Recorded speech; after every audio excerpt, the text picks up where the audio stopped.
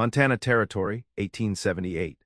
The small town of Clearwater sat nestled between rolling hills and pine forests, a settlement clinging to civilization at the edge of wilderness.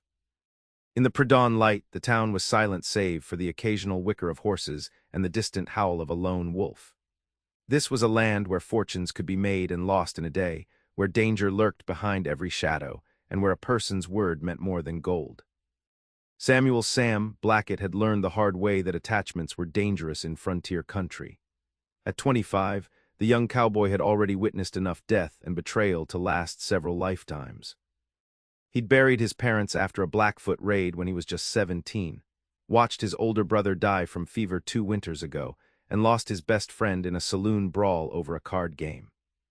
Sam had constructed his life around a single, immovable truth. The frontier was a place for survival, not for love. Love meant vulnerability, and vulnerability got you killed. With his sandy brown hair often hidden beneath a well-worn Stetson and eyes the color of summer sky, Sam's handsome features belied the hardness he cultivated inside. He was lean but strong, his body honed by years of breaking horses, driving cattle, and working from dawn till dusk at the Diamond B Ranch just outside Clearwater. He kept his face clean-shaven most days, not out of vanity but practicality, easier to wash up after a dusty day on the range.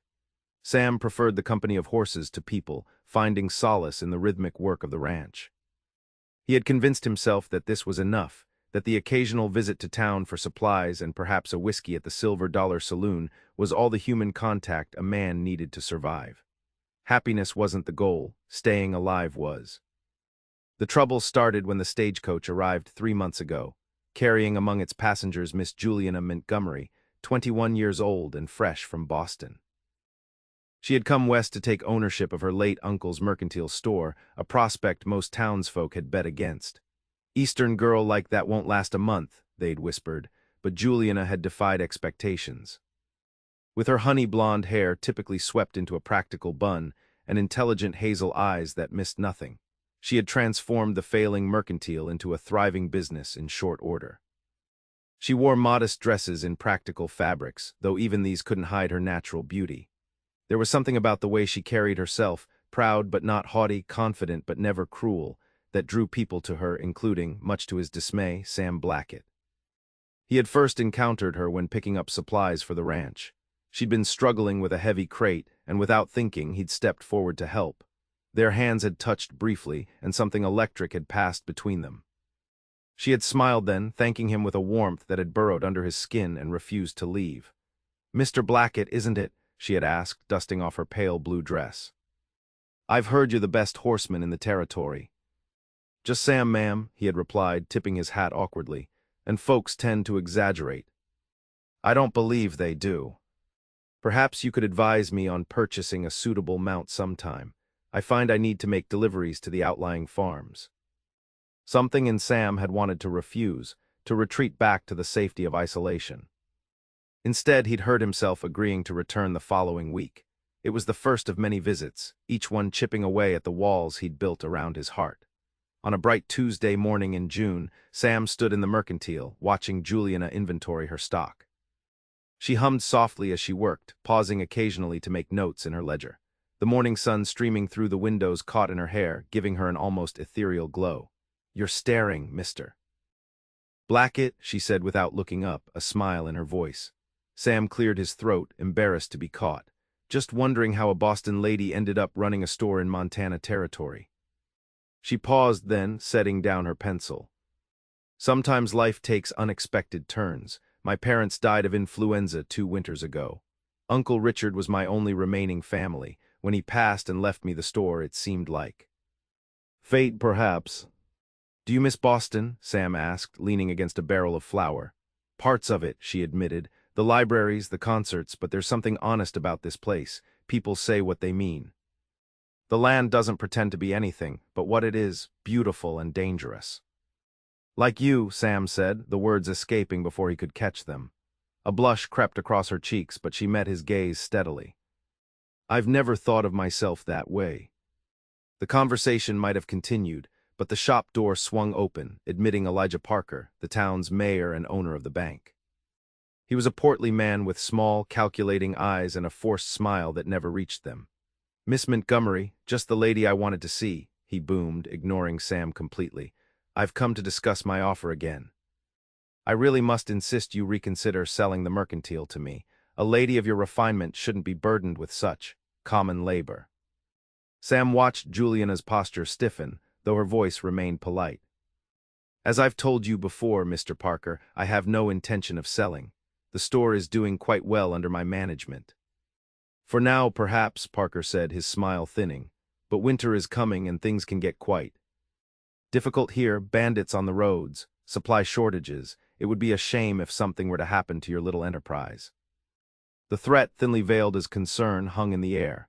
Sam straightened, taking a step forward. "Sounds like the lady gave you her answer, Parker." Parker turned, noticing Sam for the first time, his expression souring. "This is a private business discussion, Blackett. I don't recall asking for a ranch hand's opinion." "And I don't recall asking to hear threats made against a lady in my presence," Sam replied, his voice deceptively soft. His hand didn't move toward his gun, but the possibility hummed in the air between them. Parker's face reddened, but he wasn't fool enough to challenge Sam, whose reputation with both horses and firearms was well established. "We'll speak again when you're alone, Miss Montgomery," he said, backing toward the door. "Do consider my offer carefully. It's quite generous, all things considered." After he left, Juliana released a shaky breath. "Thank you, Sam. That man gives me chills." Sam frowned, still looking at the door. "How long has he been pressuring you to sell?" "Since about a week after I arrived," she said, returning to her ledger though her hand trembled slightly. "At first he was almost charming about it. Lately he's becoming insistent." "Any idea why he wants this place so badly?" Juliana shook her head. "It's not particularly profitable, at least it wasn't under my uncle's management. I've improved things, but it's hardly a gold mine." Sam nodded thoughtfully. "Just be careful around him. Parker didn't get to where he is by playing fair." As the weeks passed, Sam found himself inventing reasons to visit town, always ending up at the mercantile. He helped Juliana with repairs around the store, accompanied her on deliveries to outlying homesteads, and even escorted her to a town dance, though he refused to participate himself, preferring to watch from the sidelines as she twirled with other partners. Each encounter weakened his resolve to remain detached. He found himself thinking about her smile while breaking horses, recalling snippets of their conversations as he drifted off to sleep. It was dangerous, this feeling. It made him vulnerable in ways he'd sworn never to be again. One evening in late July, they sat on the porch behind the mercantile, watching the sunset paint the mountains in shades of purple and gold. Juliana had prepared a simple meal of bread, cheese, and cold chicken, which they shared along with a bottle of wine she'd been saving for a special occasion. "What made you decide to stay?" Sam asked, breaking a comfortable silence. "You could have sold the store, gone back to Boston." Juliana considered the question, swirling the wine in her glass. "At first I stayed because I had nowhere else to go. Uncle Richard's legacy was all I had left." She paused, looking out at the landscape. "But now I've come to love it here, the vastness of it, the possibility. In Boston my life was predetermined, find a suitable husband, maintain a respectable household. Here I can define my own existence." She turned to him, her expression earnest. "What about you? Have you always been in Clearwater?" Sam shook his head. "Came here after my parents died. Drifted for a while before that, working ranches across Montana and Wyoming." "And what keeps you here now?" she asked, her voice soft.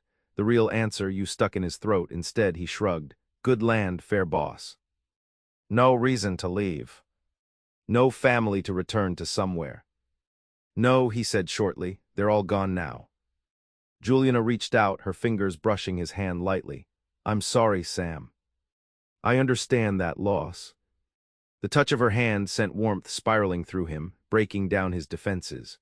Before he could stop himself, words began spilling out, about his parents' homestead, his mother's garden, his father's deep laugh. About the raid that had taken them, the years of drifting afterward, his brother's slow death from fever. "After that," he concluded, staring into the darkening sky, "I figured it was safer not to get too attached to people. Everyone leaves one way or another." Juliana's hand found his again, holding it firmly this time. Not everyone, Sam. Some people choose to stay.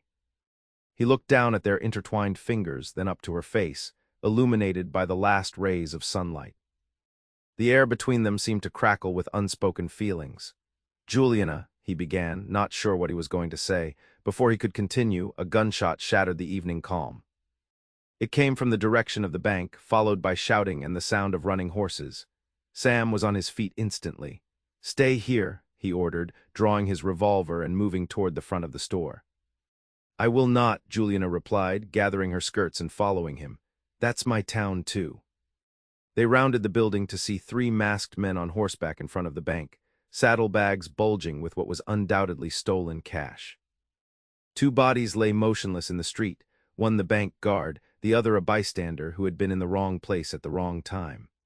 The town's sheriff and his deputy were exchanging gunfire with the robbers from behind the water trough across the street.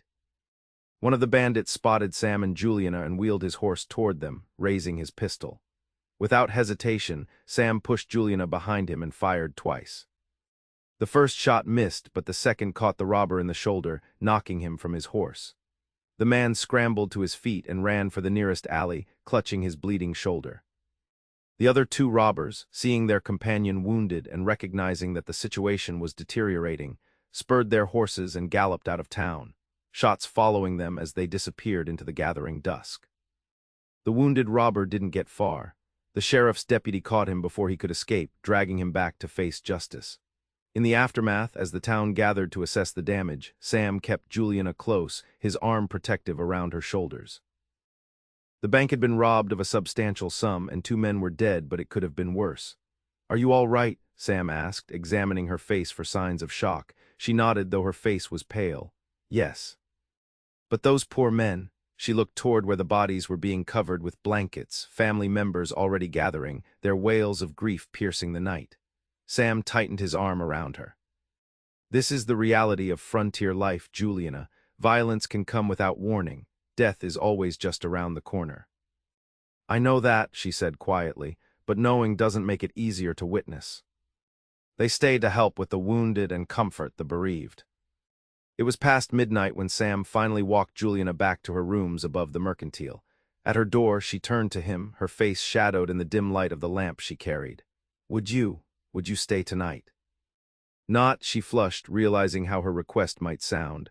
"I just don't want to be alone after everything." Every instinct Sam had cultivated over the years screamed at him to refuse, to retreat to the safety of emotional distance. But looking at Juliana, vulnerable yet brave, he couldn't bring himself to leave her. "I'll sleep in the chair," he said, following her inside. He sat in the armchair by the window while she disappeared behind a screen to change into her nightclothes. When she emerged, dressed in a modest white nightgown with her hair loose around her shoulders, Sam had to look away, his heart hammering painfully against his ribs. Juliana climbed into bed, pulling the quilt up to her chin. "Thank you, Sam. For everything today." "Try to sleep," he replied gruffly, settling deeper into the chair and tipping his hat forward to cover his eyes. He didn't expect to sleep, but exhaustion claimed him eventually. He woke once in the night to find Juliana whimpering in her sleep, caught in some nightmare. Without thinking, he moved to her side, taking her hand and murmuring reassurances until she settled again. He returned to his chair afterward, but the feeling of her hand in his lingered, as did the scent of her hair, lavender and something uniquely her. When morning came, Sam slipped out before Juliana woke, not trusting himself to face her in the intimate light of dawn. He returned to the ranch, throwing himself into work, trying to drown the feelings that threatened to overwhelm his carefully constructed defenses. But he couldn't stay away for long. 3 days later, he was back in town, drawn to the mercantile like a moth to flame. He found Juliana behind the counter, her face lighting up when he entered. "Sam, I was beginning to think you'd decided to avoid me." "Just busy at the ranch," he lied, removing his hat. "Wanted to make sure you were all right after everything." "I'm fine," she assured him, though the shadows under her eyes suggested otherwise. "The town is still shaken, but we're recovering. They identified the robbers, part of the Mason gang that's been terrorizing banks across the territory." Sam nodded, having heard the same. "The one we caught is talking. Says they have a hideout in the hills north of here." Juliana came around the counter, standing closer to him than was strictly proper. "Sam, about the other night, thank you for staying.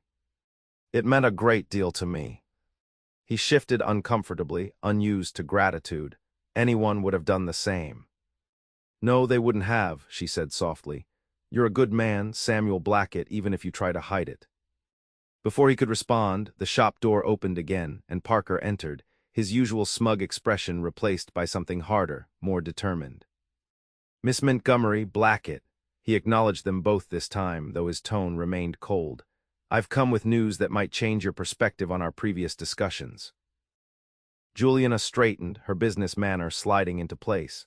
"What news would that be, Mr. Parker?" Parker produced a telegram from his pocket. "Word from Boston. It seems your uncle's affairs were not as straightforward as you believed. He had outstanding debts, considerable ones, to several Boston banks. As the heir to his estate, those debts now fall to you." Sam watched Juliana's face pale. "That's impossible." Uncle Richard was meticulous with his finances. "Apparently not," Parker said, handing over the telegram. "The sum is quite significant, more than this store could hope to generate in 5 years, even under your improved management." Juliana read the telegram, her hands trembling slightly. "This can't be right." "I assure you it is. The banks are quite insistent on payment. However," Parker continued, his voice taking on a sympathetic tone that rang false to Sam's ears, "my offer to purchase the mercantile still stands. The amount would cover your uncle's debts, with enough left over for your return journey to Boston." Sam watched the calculation pass across Parker's face and felt a surge of suspicion. Mighty convenient timing, Parker. Bank gets robbed, and suddenly you have proof of debts no one knew about before. Parker's eyes narrowed. "Are you implying something, Blackett?" "Just noting the coincidence," Sam replied evenly. "There's no coincidence, merely business," Parker snapped. "The debts have existed for some time. I've been trying to spare Miss Montgomery the embarrassment of a public disclosure." Juliana looked between the two men, her face composed despite her obvious distress. "I'll need time to consider this, Mr. Parker, and to verify the information independently." "Of course," Parker said, his confidence returning. "Take until tomorrow morning, but remember these Boston creditors won't wait forever. They could petition to seize the store if the debts remain unpaid." He tipped his hat with false courtesy and left, the door closing firmly behind him. Once he was gone, Juliana sagged against the counter, the telegram crumpled in her fist. "This makes no sense. Uncle Richard wrote to me regularly. He never mentioned financial troubles." Sam took the telegram, smoothing it out to read. The message was clear enough. Richard Montgomery had apparently borrowed heavily, using the store as collateral, and now the loans were being called in. "Do you have your uncle's ledgers, his correspondence?" Sam asked, mind working. Juliana nodded. "Upstairs, I've been through them all, organizing his affairs. There was nothing about these loans." "Show me," Sam said. They spent the afternoon poring over Richard Montgomery's meticulous records. As Juliana had said, there was no mention of the debts described in the telegram. His accounts showed a modest but stable business, with small loans from the local bank, Parker's Bank, all properly documented and mostly repaid. "Something's not right," Sam muttered, studying the records. "Your uncle didn't seem the type to hide debts." "He wasn't," Juliana confirmed. "He was honest to a fault. My father used to tease him about it." A thought struck Sam: the robbery. The timing's too perfect. Parker's been after your store for months, then suddenly there's a convenient robbery and evidence of debts appears. Juliana's eyes widened. "You think he arranged the robbery?" "That's a serious accusation, Sam." "I'm not saying that," Sam hedged, though the suspicion had indeed crossed his mind. "But I think we need to look closer at that telegram. And maybe talk to the robber they caught." It took some persuasion, but Sheriff Wilkins eventually allowed them to speak with the captured bank robber, a weaselly man named Harlan Doyle. He was nursing his wounded shoulder in the town jail, facing hanging for his part in the deaths during the robbery. "I ain't talking to no cowboy," Doyle spat when Sam approached his cell. "Got nothing to say to you." "That's fine," Sam replied calmly. "Hanging set for Friday, I hear. Quick drop, quick snap if you're lucky. If not, could be a slow strangling. Either way, you'll be just as dead."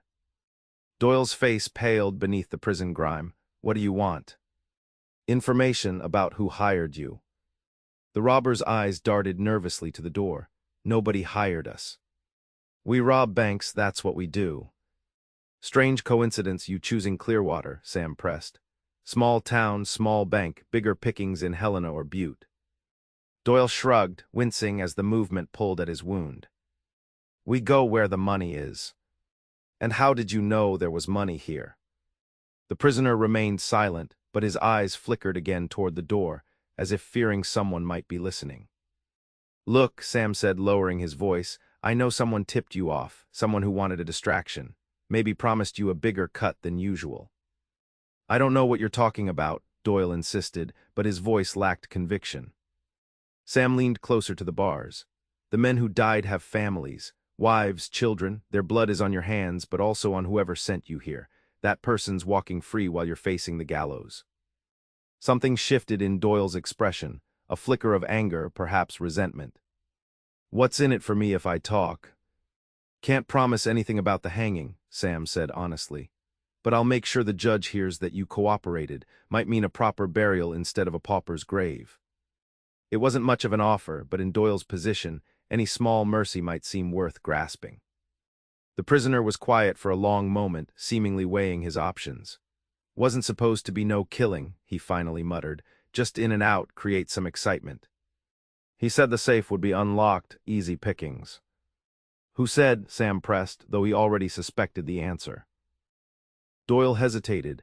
Man contacted us in Billings, banker type, fancy vest, paid us half up front, half to be collected after. Said he needed a distraction while he handled some delicate business in town. Parker, Sam said. Doyle shrugged again, never gave a name, just said he was an important man in Clearwater with banking interests. Sam nodded, the pieces falling into place. And the timing, why that particular evening? Said he needed it exactly then. Had some plan working, needed everyone's attention elsewhere. Doyle's gaze turned bitter. Didn't mention the armed guard, that wasn't part of the deal. Sam thanked the prisoner and left, finding Julianna waiting anxiously outside the sheriff's office. Well, she asked as they walked back toward the mercantile. It was Parker, Sam confirmed grimly. He set up the robbery as a distraction. My guess is he used the confusion to send that telegram himself, probably had an accomplice in the telegraph office. Julianna looked troubled. But why go to such lengths? The store isn't worth that much. That's what we need to find out, Sam said. There's something about this place that Parker wants badly enough to commit fraud and arrange a robbery that got 2 men killed. That night they waited until the town was quiet before slipping into the mercantile's cellar. Sam had realized there might be something in the building itself that Parker wanted, something perhaps even Richard Montgomery hadn't known about. The cellar was damp and musty, filled with crates of inventory and old furniture. They searched methodically by lantern light, tapping walls for hollow spaces, measuring dimensions against the building above. There's something off about this wall, Sam said eventually, running his hand along the rough stones at the back of the cellar. The building should extend another 10 feet or so. Together they moved crates and shelving away from the wall, revealing what appeared to be a solid stone surface. But when Sam pressed against one particular stone, it gave slightly. There's something here, he muttered, applying more pressure. With a grinding sound, a section of the wall swung inward, revealing a hidden chamber beyond. Their lantern illuminated a small room lined with rough wooden shelves. On the shelves sat canvas bags, ledgers, and stacked papers. Sam picked up one of the bags, loosening the drawstring to peer inside. Gold dust, he said, voice hushed with surprise, and nuggets. Julianna was examining the ledgers. These are mining records, she said, claims filed in the hills north of here. My uncle's name is on them, along with someone named Thomas Blackwood. Sam's head snapped up. Blackwood, you're sure? Julianna nodded, showing him the ledger. It looks like they were partners in several mining ventures. Successfully judging by this, she gestured at the gold. Thomas Blackwood was my father's best friend, Sam said slowly. They served together in the war. He used to visit our homestead when I was a boy. Then this might rightfully be partly yours, Julianna said, continuing to leaf through the documents. According to these records, they struck a significant vein about 15 years ago but kept it quiet. They were extracting the gold slowly, laundering it through legitimate businesses. Like the mercantile, Sam realized. Exactly. There's a letter here from my uncle to this Blackwood, dated just before my uncle died. She unfolded the paper, reading aloud, "Tom, the vein is richer than we imagined. Recent assays show the claim could be worth upwards of $50,000. I've hidden our documentation and samples in the usual place. If anything happens to me, my niece Juliana will inherit the store. She knows nothing of our arrangement, but she's a clever girl. When the time is right, reveal everything to her. Your old friend, Richard." Sam whistled softly. $50,000. No wonder Parker wants this place so badly. He must have found out about the mine somehow. And the telegram was a ruse to pressure me into selling quickly, before I could discover the truth, Juliana added, her voice hardening with anger. "We need to take this to the sheriff," Sam said, gathering some of the documents. "Parker's involved in fraud, probably the robbery too. That makes him complicit in those deaths." Juliana nodded, then paused, looking around the hidden room. "Sam, if what this letter says is true, and if your father's friend was partners with my uncle, then some of this belongs to you or your family." Sam shook his head. "Blackwood wasn't family. And I've got no claim to any of this." "But it's yours, Juliana," he said firmly. "Your inheritance, use it well." The next morning, Sheriff Wilkins arrested Elijah Parker based on the evidence they provided, combined with Doyle's testimony. The telegraph operator confessed to helping Parker send the fraudulent message, confirming their suspicions. A search of Parker's home revealed maps of the mining claim and letters indicating he had learned of the gold months earlier and had been plotting to acquire the mercantile ever since. Word spread quickly through Clearwater. By noon, the bank had been temporarily placed under the management of Parker's assistant, and the town was buzzing with the scandal. Juliana found herself the center of attention, the story of her hidden inheritance transforming her from the Eastern girl to a woman of significant means and influence. That evening, Sam found her sitting on the porch behind the mercantile, staring thoughtfully at the sunset. He joined her silently, respecting her contemplative mood. "What will you do now?" he asked finally. "With the gold, the mine." Juliana sighed, tucking a strand of hair behind her ear.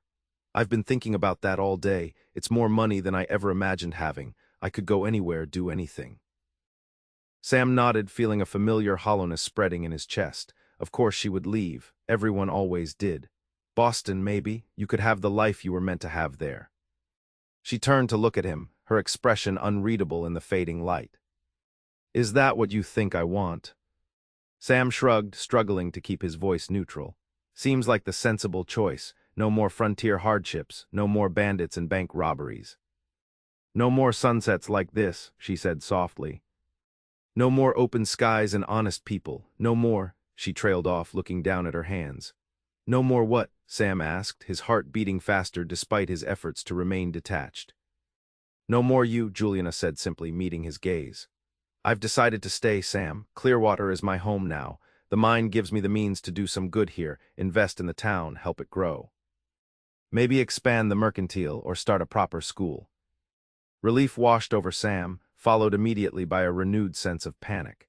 If she stayed, how could he maintain the emotional distance he'd cultivated for so long? How could he protect himself from the inevitable pain of caring too deeply? That's good," he managed, standing abruptly. "Town could use the investment." Juliana stood too, moving closer to him. "There's something else I've been thinking about. The letter mentioned your father's friend, Blackwood. I've been looking through the records more carefully. According to my uncle's notes, Blackwood disappeared about 5 years ago on a trip to Helena. He was presumed dead, but he'd left instructions that in his absence, his share should go to your family, to you specifically, as the last surviving Blackett." Sam stared at her, stunned. "What are you saying?" "I'm saying that half of the mine rightfully belongs to you, Sam. You're a wealthy man." The news hit him like a physical blow. Wealth had never been his goal, had never even seemed a possibility in his hardscrabble existence. "I don't know anything about mining," he said weakly. "Neither do I," Juliana admitted with a small smile, "but we could learn together." The word "together" hung in the air between them, charged with possibilities Sam had never allowed himself to contemplate. "Why would you want to share this with me?" he asked, genuinely confused. You could have kept it all, I would never have known. Because it's the right thing to do, she replied, and because, she hesitated, color rising in her cheeks. Because I care about you, Sam, more than I should, perhaps. Sam felt his carefully constructed defenses crumbling. The truth he'd been fighting for months rose to the surface, impossible to deny any longer. Juliana, he began, voice rough with emotion. I'm not good at this, at feelings. I've spent years convincing myself that caring about people is dangerous. It is dangerous, she agreed, stepping closer still. Loving someone means risking loss. I know that better than most, but living without love, that's not really living at all, is it? No, Sam admitted, the word barely audible. It's not. Juliana reached up, her hand gentle against his cheek.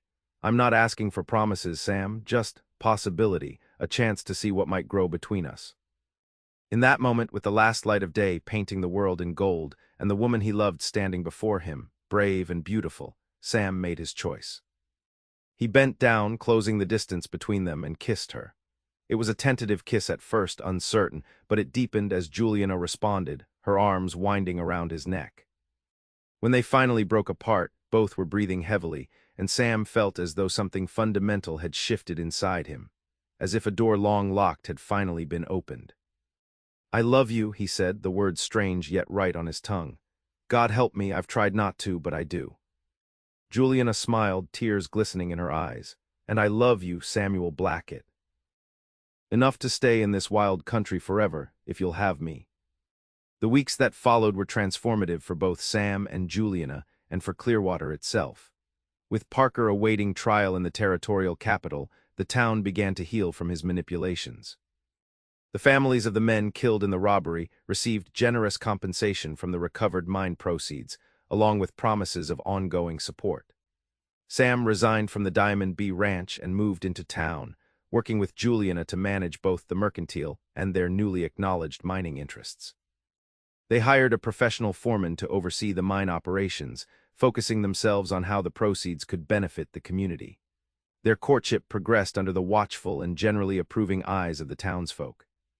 Sam found himself slowly shedding the protective armor he'd worn for so long, allowing himself to hope, to plan for a future that included more than mere survival.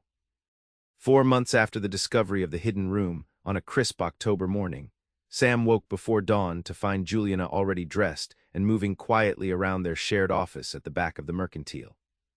They weren't yet married, that was planned for Christmas, but they had abandoned pretense, working and living together openly.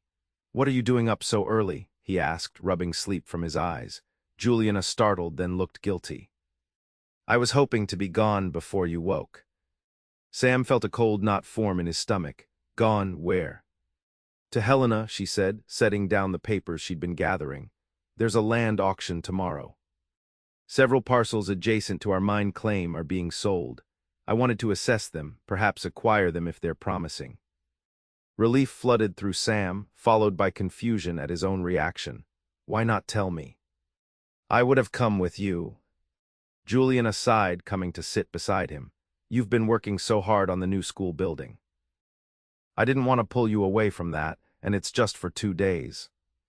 2 days, Sam repeated, trying to understand the irrational panic her planned departure had triggered. Of course. That makes sense. Juliana studied his face, then reached for his hand. Sam, what is it? What's wrong? Nothing, he said automatically, then forced himself to be honest. No, that's not true. For a moment there, when you said you were leaving, I thought. You thought I was leaving for good, she finished for him, understanding dawning in her eyes. Oh, Sam, after everything, do you still believe I would leave without saying goodbye? He looked away, embarrassed. Old fears die hard, I guess. Juliana cupped his face, turning it back toward hers. Listen to me, Samuel Blackett, I love you. I'm not going anywhere, not permanently. This is my home. You are my home. Sam pulled her into his arms, holding her tightly. I know that, in my head I know it, my heart just needs convincing sometimes. Juliana leaned back, her expression thoughtful. Come with me to Helena. We'll make it a proper trip, stay at that nice hotel, have dinner at that restaurant everyone talks about. Sam smiled, feeling the knot in his chest loosen. I'd like that. But what about the school project? It can wait 2 days, she said firmly. This is more important. They left for Helena that morning, traveling in the comfort of a proper carriage rather than by horseback or stagecoach, one of the luxuries their new wealth afforded them. The journey took most of the day, giving them ample time to talk, to plan, to dream together about the future they were building. In Helena, they secured rooms at the International Hotel, the finest establishment in the territorial capital. After dinner at a restaurant that served dishes Sam couldn't even pronounce, they strolled through the gaslit streets, arm in arm. "It's beautiful here," Juliana commented, looking up at the grand buildings that line the main avenue. "So civilized." "Too civilized for my taste," Sam replied, adjusting his collar. He'd worn his best clothes for dinner, but still felt out of place among Helena's society. "Give me Clearwater any day." Juliana squeezed his arm. "I agree, though I wouldn't mind bringing a little civilization back with us. Perhaps a proper theater someday, or a lending library." "Whatever you want," Sam said, meaning it. He would give her the world if he could. The land auction the next day was held in a crowded room at the courthouse. Sam watched with pride as Juliana navigated the proceedings with confidence, outbidding several mining companies for the parcels she wanted. By noon, they had acquired 3 additional claims that, according to the surveyor's reports, showed promising signs of gold deposits. As they left the courthouse, Juliana was practically glowing with satisfaction. "Did you see Thompson's face when I outbid Montana Mining for that last parcel? He couldn't believe a woman would have the funds or the nerve." Sam laughed, enjoying her triumph. "You showed them all, that's for sure." They had lunch at a small cafe, discussing their plans for the new claims, before heading to the bank to arrange for the transfer of funds. As they emerged from the bank, a familiar figure caught Sam's eye, a tall man with a silver beard walking with a cane across the street. "Wait here," Sam said to Juliana, a strange feeling coming over him. He crossed the busy thoroughfare, approaching the man cautiously. "Excuse me, sir." The man turned, revealing a weathered face with keen blue eyes. Those eyes widened in shock as they took in Sam's features. "Good Lord," the man breathed. "You're Stephen Blackett's boy, aren't you, Samuel?" Sam nodded, his suspicion confirmed. "And you're Thomas Blackwood." The old man gripped his cane tighter. "I am. Though I haven't used that name in some years." "You're supposed to be dead," Sam said, unable to keep the accusation from his voice. "You disappeared 5 years ago." Blackwood's expression turned pained. "It's a long story, son. One I'm not proud of, but I never meant to stay away so long." His gaze shifted to something over Sam's shoulder. "And who might this be?" Sam turned to find Juliana had followed him across the street. "This is Julianna Montgomery, Richard Montgomery's niece, my fiancée." Blackwood's eyebrows rose. "Montgomery's niece, well, this is unexpected." "We know about the mine," Juliana said directly. "We found the hidden room, the gold, the documents." The old man sighed heavily. "I see, then you know everything, or enough at least." "Not everything," Sam countered. "Not why you disappeared, leaving my brother and me to think you were dead. Not why you never came back, even after my brother died." Blackwood looked genuinely stricken at this news. "Joshua dead, when, how?" "Fever 2 winters ago," Sam said shortly. "I buried him alone." Guilt and grief played across the old man's face. "I'm so sorry, Samuel, I didn't know. After what happened in Helena, I thought it best to stay away." "What did happen?" Juliana asked, her tone gentler than Sam's. Blackwood glanced around the busy street. "Not here, come to my lodgings, I'll explain everything." They followed him to a modest boarding house a few blocks away. Blackwood's room was small but neat, with mining maps and geological surveys spread across a small desk. "I was in Helena to register some additional claims," Blackwood began once they were seated. "I ran into trouble, a man named Wilson who claimed I'd cheated him in a business deal years before. There was a fight. He pulled a knife and I defended myself too well, he died." "Self-defense," Sam said, beginning to understand. Blackwood nodded. "That's what it was." "But Wilson had friends in the territorial government, powerful friends. The sheriff advised me to disappear until things cooled down, so I did, went north into Canada, planned to come back after a year or so." "But you didn't," Sam said. "No," Blackwood admitted. "I heard rumors that Wilson's friends were still looking for me, and then Well, I found another gold strike up north, got caught up in it. The years passed. I told myself I'd make one big score, then come back and make things right. He looked down at his hands, weathered and spotted with age. Always another claim, another strike. The miner's disease, they call it. Never satisfied, always looking for the next big vein. And now, Juliana asked. Now I'm an old man who's wasted too many years chasing fool's gold, Blackwood said simply. I came back to Helena last month after hearing Wilson's main ally had died. Thought it might be safe now. Been trying to work up the courage to head to Clearwater, find out what happened to Richard's mine. And to you boys. Sam absorbed this information in silence, his emotions conflicted. He wanted to be angry at this man who had abandoned them, but seeing Blackwood now, old, regretful, alone, he found the anger harder to sustain than he'd expected. The mine is doing well, Juliana offered into the silence. We've just acquired additional claims nearby. Blackwood smiled faintly. Richard always had an eye for promising ground. I'm glad his faith was rewarded, even if he didn't live to see it. Your share, Sam said suddenly. According to the partnership agreement, half the mine belongs to you. The old man shook his head firmly. No. I forfeited any claim when I ran. Besides, Richard's note said he wanted it to go to you, Samuel. He was right to do so. But Sam began. No buts, Blackwood interrupted. You're Stephen's son. Your father saved my life twice during the war. Whatever I had was always meant to go to his children anyway. He paused, looking between Sam and Juliana. Though I would appreciate the chance to offer some advice about those new claims you've acquired. I may be a fool, but I'm a fool who knows gold. Sam exchanged a glance with Juliana, who nodded slightly. We could use experienced counsel, Sam acknowledged, if you're willing to come back to Clearwater. I'd like that, Blackwood said, relief evident in his voice. Very much. They left Helena the next morning, Thomas Blackwood accompanying them in the carriage. The journey back to Clearwater was filled with stories.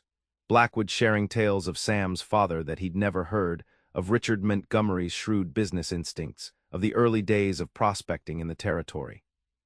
As they crested the final hill overlooking Clearwater, Sam felt something settle inside him, a sense of completion, of coming full circle. The town below had changed in the months since Parker's arrest and the discovery of the mine.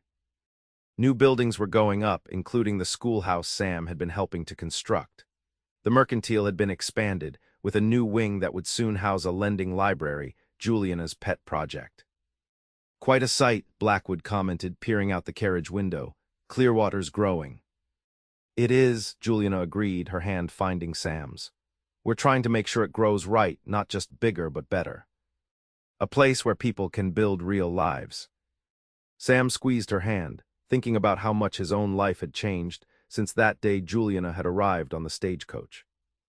How the walls he'd built around his heart had crumbled in the face of her quiet strength and unwavering faith. A place worth staying for, he added softly. 3 months later, on Christmas Eve, Sam stood at the front of Clearwater's newly completed church, watching as Juliana walked down the aisle toward him. She wore a gown of ivory silk that she'd ordered from San Francisco, her honey-blonde hair adorned with small white flowers. To Sam, she had never looked more beautiful. Thomas Blackwood sat in the front pew, alongside the ranch hands from Diamond B and the various friends they'd made in town. The church was full to overflowing, the entire community turning out to witness the union of the couple who had transformed their small frontier settlement. As Juliana reached him, Sam took her hands in his, marveling at how perfectly they fit together. The minister began the ceremony, but Sam barely heard the words, lost in the eyes of the woman before him, the woman who had taught him that love wasn't a weakness but the greatest strength of all. When it came time for their vows, Sam spoke from the heart, his voice steady and sure. I, Samuel, take you, Juliana, to be my wife. I promise to love and cherish you, to protect and support you for all the days of my life. You found me when I was lost, loved me when I thought myself unlovable, and gave me a home when I believed I would always be wandering. With you, I am complete. Tears glistened in Juliana's eyes as she replied, I, Juliana, take you, Samuel, to be my husband. I promise to love and honor you, to stand by your side through whatever life brings, for all our days together. You showed me the true meaning of courage and strength, taught me that home isn't a place but a feeling, and gave me a love I never dared hope for. With you, I have found my true self." They exchanged rings, simple gold bands crafted from the first gold extracted from their mine after its official reopening. The symbolism wasn't lost on anyone present. A circle of gold, endless and unbroken, like the love they had found against all odds. "By the authority vested in me," the minister proclaimed, "I now pronounce you husband and wife. You may kiss your bride." Sam didn't hesitate, drawing Juliana into his arms and kissing her with all the love and promise of their future together. The church erupted in cheers and applause, the celebration spilling out into the snowy evening as the newly wedded couple made their way to the town hall for the reception. Later that night, after the feasting and dancing had concluded, Sam and Juliana stood on the porch of their new home, a handsome house built on a small rise overlooking the town. Snow was falling gently, covering the landscape in a pristine blanket of white. "Happy?" Sam asked, his arm around his wife's waist. Juliana leaned into him, her head resting on his shoulder. "Completely." "And you?" "More than I ever thought possible," he admitted. "If someone had told me a year ago that I'd be standing here with you, with everything we've built together, I'd have called them crazy." "Life has a way of surprising us," Juliana said, watching the snowflakes swirl in the lantern light. "When I first came to Clearwater, I thought it was just a temporary stop, a duty to fulfill before returning east. I never imagined I'd find a home here, or love." Sam turned to face her, framing her face with his hands. "I'm glad you stayed." "So am I," she whispered, rising on her toes to kiss him. "So very glad." As they stood together in the gentle snowfall, the future stretching before them bright with possibility, Sam Blackett silently thanked whatever twist of fate had brought Julianna Montgomery to Clearwater, and had given him the courage, finally, to ask her to stay.